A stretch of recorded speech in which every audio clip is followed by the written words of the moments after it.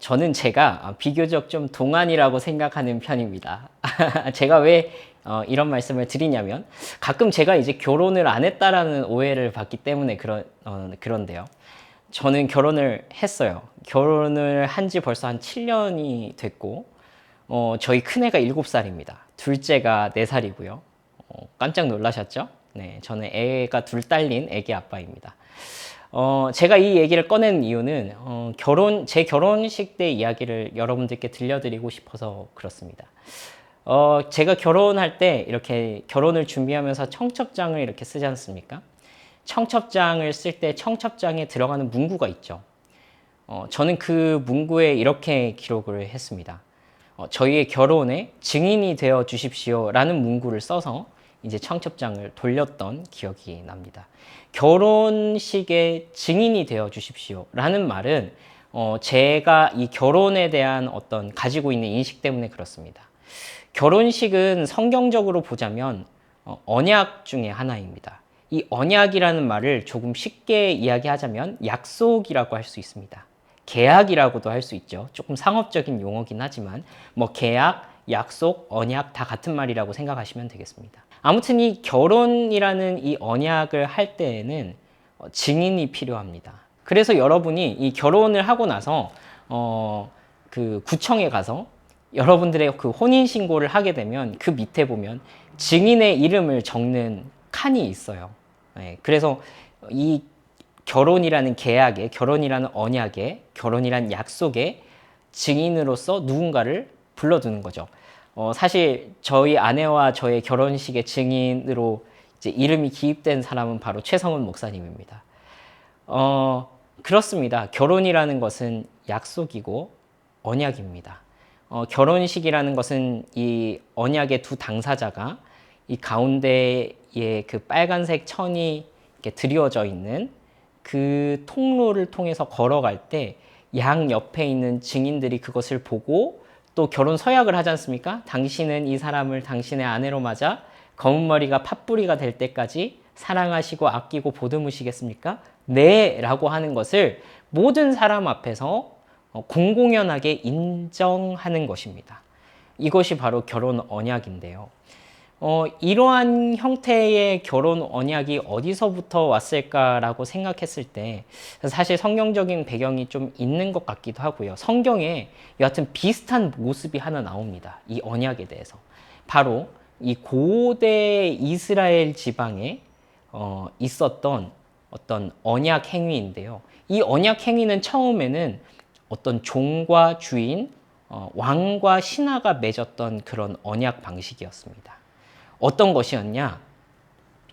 왕과 이 신하가 어떤 계약을 맺습니다. 신하는 왕에게 충성을 맹세하고 왕은 신하에게 보호할 책무를 다하겠다라는 이 언약을 맺고서는 동물들을 반으로 자릅니다. 좀 잔인하죠. 왜 그렇게 할까? 그것은 이 언약이 얼마나 엄중하고 깨질 수 없는 그런 약속인가 하는 걸 보여주기 위한 것인데요. 이 언약을 맺은 두 당사자가 이 고기를, 그러니까 짐승을 쪼개어 놓은 그 사이로 함께 손을 잡고 걸어가는 것입니다. 그래서 어떻게 되느냐? 만약에 이 약속이 깨졌을 경우에는 이 짐승이 반으로 쪼개어진 것처럼 너의 생명도 끝장이 날 것이다 라는 이 무시무시한 어떤 언약의 예식을 했었던 것이죠.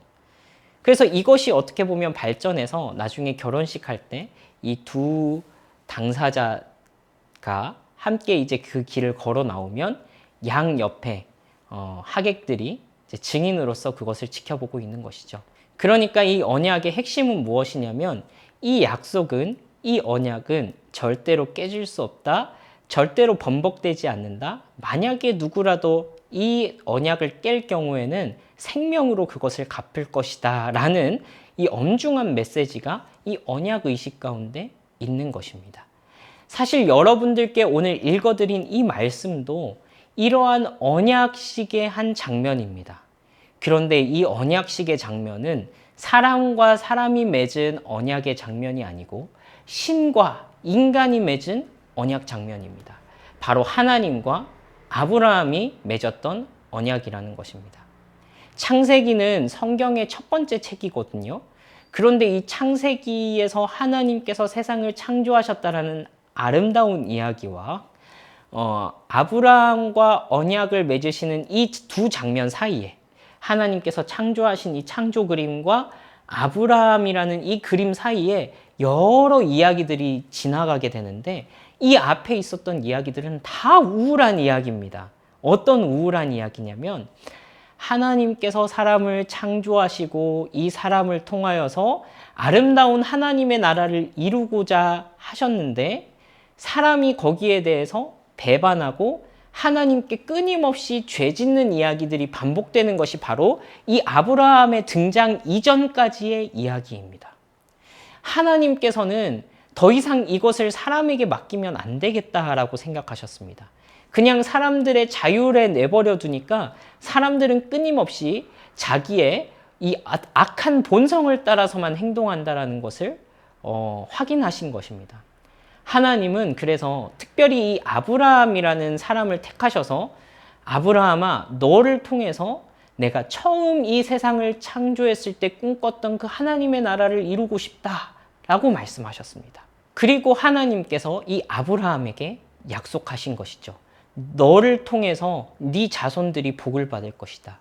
너를 통해서 하나님의 나라가 이루어질 것이다 라는 약속을 주셨어요. 그런데 사실 그때까지 아브라함에게는 자손이 없었거든요. 자식이 없었어요. 나이가 많아졌을 때까지 자식이 없었습니다. 아브라함은 손에 잡히지 않는 약속을 하나님께로부터 받은 거예요. 자식이 하나도 없는데 네 자식이 하늘의 별처럼 바다의 모래알처럼 많아질 것이다. 네가 지금 보고 있는 이 모든 땅을 너에게 주겠다라는 믿을 수 없는 약속을 하나님께로부터 받은 것입니다. 하나님께서는 이 아브라함의 자손을 통해서 아브라함에게 주실 땅을 통해서 하나님이 얼마나 놀랍고 영광스럽고 좋은 분인지를 드러내는 그런 하나님 나라를 이루고 싶으셨던 것이거든요. 그런데 아브라함의 손에 지금 잡히는 것이 없지 않습니까? 아브라함이 가지고 있는 땅이라고 해봤자 뭐 그냥 자기의 영토밖에 없고 자식은 하나도 없고 아브라함에게 가진 것은 아무것도 없었습니다. 그런데 아브라함에게 가진 것이 아무것도 없고 아브라함이 할 수 있는 것이 그렇게 많지 않음에도 불구하는데 하나님께서는 지금 이 아브라함에게 왕과 신하가 맺었던 그 언약을 맺자라고 얘기를 하시는 거예요. 사실 조금 불안하죠. 왜냐하면 약속이라는 것은 서로가 서로를 지켜줄 수 있는, 그러니까 그 약속을 이행할 수 있는 능력이 있을 때라야지 내가 안심이 됩니다. 예를 들자면 우리가 은행에 가서 누군가에게 돈을 빌린다라고 생각을 해봅시다. 은행을 상대로. 우리가 은행을 상대로 돈을 빌리기 위해서 필연적으로 확인하는 것은 무엇입니까? 우리가 이 이자와 원금을 갚을 수 있는 능력이 있는지를 확인하게 됩니다. 그래서 소득금액 증빙서도 떼오게 되고 여러 가지 보증도 서게 되고 하는 것이죠. 뭐 때로는 우리 집을 담보로 잡기도 하고요. 그렇습니다. 계약이라는 것은 두 사람이 이 계약을 이행할 수 있는 능력이 있는지를 확인한 이후에 진행하는 것입니다. 그런데 오늘 재밌는 사실은 아브라함이 지킬 수 있는 것보다 훨씬 더 큰 언약을 지금 하나님께서는 아브라함과 맺고자 하시는 것입니다. 그래서 오늘의 이 장면이 나오는 것입니다. 하나님께서는 아브라함에게 이 언약을 맺을 준비를 시킵니다. 바로 아까 말씀드린 것처럼 짐승들을 잡아다가 반으로 쪼개어서 이렇게 두도록 하신 것이죠. 그런데 아브라함이 이 모든 의식의 준비를 다 완료했을 때 하나님께서 아브라함을 잠재우십니다. 아브라함이 잠결에 눈을 떴습니다. 눈을 떠서 그 재물들을 이렇게 언약의 증표들을 이렇게 보게 되는데 어떤 한 횃불이 보이는데 그 횃불이 이 갈라진 재물들 사이로 지나가게 되는 것을 확인한 것입니다. 이건 정말 이상한 일이었습니다. 여러분 아까 제가 드렸던 말씀 기억나나요? 원래 이 쪼개어진 재물들 사이로는 언약의 두 당사자가 함께 지나가야 하는데 오늘 말씀해 보니까 이렇게 되어 있습니다. 해가 져서 어두울 때에 연기 나는 화로가 보이며 타는 횃불이 쪼갠 고기 사이로 지나더라. 아브라함과 하나님께서 함께 지나가셔야 했던 그 언약의 길을 오늘 보니까 하나님을 상징하는 이 횃불만 지나간 것으로 되어 있습니다. 하나님께서는 스스로 아브라함이 지킬 수 없는 이 놀라운 약속을 해주시면서 아브라함에게 지킬 수 없는 순종을 요구하신 것이 아니라 하나님 혼자 스스로 이 모든 책임을 감당하겠다라고 하시는 표시로 이 쪼갠 고기들 사이로 횃불만 지나가는 모습을 아브라함에게 보여주신 것입니다.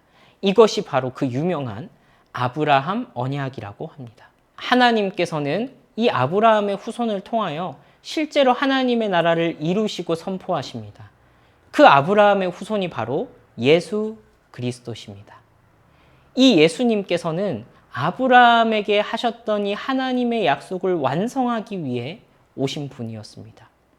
여러분, 아브라함 언약 이후에 이 아브라함의 자손들이었던 이스라엘 사람들이 하나님과의 약속, 하나님의 뜻대로 잘 살아갔을까요?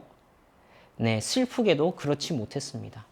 아브라함의 후손이었던 이 이스라엘 자손들은 끊임없이 하나님을 떠나고 하나님을 배반하고 죄 가운데 머물러 있고 이스라엘이라는 이름으로 하나님의 보호를 받고 있다는 그 이름으로 온갖 악행들을 저지르는 모습이 이 구약 성경 가운데 일어납니다. 보여지고 있습니다. 그것이 바로 구약 성경입니다.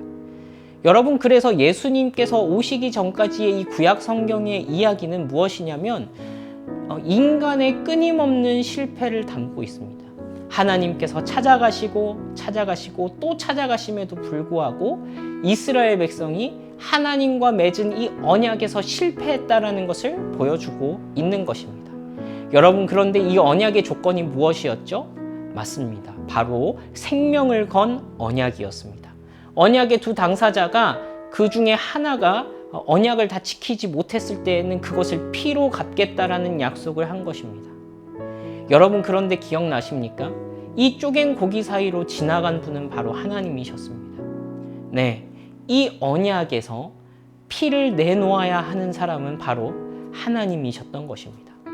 그래서 하나님께서는 사람의 몸을 입고 예수 그리스도로 이 땅 가운데 오신 것입니다. 직접 이 핏값을 치르기 위해서 그렇습니다. 그것이 바로 십자가입니다. 여러분, 아브라함과 하나님께서 맺으셨던 이 언약은 어떻게 보면 인류의 대표였던 아브라함과 하나님이 맺었던 약속입니다. 아브라함이 모든 사람을 대신해서 이 믿음의 조상으로서 하나님과 약속을 한 것입니다.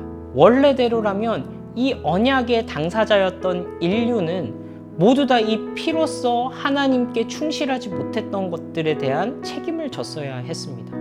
하나님과 절대로 깨질 수 없는 마치 부부와 같은 이 언약을 맺은 인간과 하나님이 인간의 배신으로 인해서 이 깨져버린 이 언약의 책임을 졌어야 했던 것입니다. 그런데 하나님께서는 그 책임을 질 수 없는 인간에게 그 모든 책임을 묻지 않으시고 하나님 스스로가 이 언약에 대한 책임을 지기로 하셨습니다. 바로 십자가에서 못 박혀 죽으신 것입니다. 예수님께서는 하나님과 인간 사이에 그 인간이 지킬 수 없었던 그 언약의 책무를 지시기 위해서 이 땅 가운데 오셨습니다. 그리고 십자가에서 피로써 우리가 지키지 못한 그 모든 언약의 책임을 대신 지시게 된 것이지요. 그리고서 예수님께서 하나님께 하셨던 그 모든 순종은 우리 인간에게 전가되었습니다. 그래서 여러분, 우리가 예수님을 믿는다는 것, 우리가 예수님 안에 있다라는 것은 어떤 의미가 있냐면요. 우리가 하나님께 대해서 충실하지 못했던 모든 죄는 예수님이 대신 졌다라는 것을 의미하는 것이고요. 반대로 예수님께서 하셨던 모든 순종의 행위는 우리에게로 전가되었다라는 것을 의미합니다. 말 그대로 인간과 하나님 사이에서 맺었던 이 언약적 책임은 누가 다 지게 된 겁니까? 바로 하나님께서 다 지게 된 것입니다. 그래서 여러분, 그리스도인의 삶은, 기독교인의 삶은 감사로 점철되는 것입니다. 왜요? 우리가 하나님께 대하여 한 일이 전혀 없기 때문에 그렇습니다. 우리가 하나님께 대하여 노력한 일이 하나도 없기 때문에 그렇습니다. 그래서요, 여러분, 우리 기독교인의 삶이라는 것은 우리가 뭔가 착하게 살고 바르게 살고 뭔가 선행을 많이 해서 하나님께 이쁨을 받아보려는 노력이 아니라 우리가 하나님과의 약속에 대해서 충실하지 못했고 우리가 하나님과의 사이에서 배반자였고 결혼으로 비유하자면 바람난 배우자의 모습을 하고 있었다라는 것이에요. 그런데도 하나님께서 일방적으로 우리에게 사랑을 보여주신 것입니다. 그래서 그리스도인의 삶은 하나님께 이쁨을 받기 위해서 이 모든 일을 하는 것이 아니라 이미 그 큰 사랑을 받았기 때문에 우리가 어떻게 하나님께 감사하며 살 수 있을까를 고민하는 그런 삶인 것입니다. 여러분, 우리가 크게 보면 기독교 절기 중에 사순절이라는 절기 중에 있고 예수님의 고난과 부활을 기다리고 있는 이 고난주일과 부활주일을 향하여서 점점 우리는 나아가고 있습니다. 여러분, 우리가 이 사실을 한번 다시 기억해 보면 좋겠습니다. 우리가 잊고 있었던 그 하나님의 사랑, 잊고 있었던 예수님의 그 은혜, 우리가 어떤 존재인지를 다시 한번 더 확인하는 것, 이것이 우리가 이 예수님의 죽음과 부활을 생각하는 이 기간 가운데 마땅히 가져야 할 생각일 것입니다. 여러분은 사랑받았습니다. 지금도 사랑받고 있습니다. 그것이 그냥 추상적으로 당신은 사랑받기 위해 태어난 사람, 그냥 말로만 하는 그런 말이 아니라요. 하나님께서 친히 자기의 하늘 보좌를 버리고 이 땅 가운데 인간의 몸을 입고 와서 우리의 이 이루지 못한 언약적인 책임을 다 지키신 것으로 드러난 것입니다. 우리가 어떻게 하나님을 사랑할 수 있을까? 우리가 어떻게 하나님을 감사할 수 있을까? 우리의 삶이 어떻게 이 은혜를 드러내는 삶이 될 수 있을까라고 고민하는 것은 우리가 어떠한 종교적인 공덕을 쌓기 위한 것이 아니라 하나님께로부터 이 모든 은혜를 이미 받았기 때문에 그렇습니다. 여러분 마음 가운데 이 사랑이 다시 한 번 더 이 풍성해지는 그런 시간이 되면 좋겠습니다. 여러분들의 일주일의 삶 동안에 이 사실을 깊이 한번 생각해 보는 기회가 되면 좋겠습니다. 그래서 이 기간이 다 지나고 났을 때 우리의 마음 가운데 하나님을 향한 사랑이, 하나님을 향한 감사가, 하나님을 향한 기쁨이 더욱더 풍성해져 있는 우리 자신을 발견하면 좋겠습니다.